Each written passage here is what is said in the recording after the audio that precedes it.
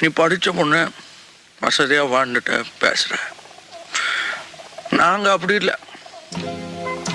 சோத்துக்கு திண்டாடணும், 4 காசு சம்பாதிக்கணும்னா சாவணும். சம்பாரிச்ச காசை வீட்டுக்கு கொண்டாடுறதுக்குள்ள ரத்த அடிப்படணும். ஒரு நாளைக்காவது ராத்திரி வரல நாம உயிரோட இருப்போம் நம்பிக்கை உண்டா? இல்லை. அதனால்தான் எங்களால் கோர்ட்டு போலீஸ்ன்னு நினைக்க முடியல.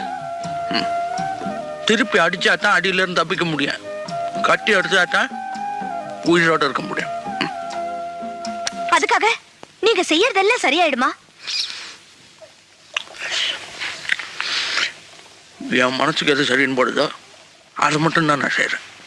அப்போ என் மனசுக்கு எது சரின்னு படுதோ அதை நான் செய்யலாமா? எனக்கு இன்னைக்கு செல்வா அந்த பையன் அடிச்சது தப்புன்னு படுது. அவரை திரும்பி அடிக்கிறது தான் சரின்னு படுது.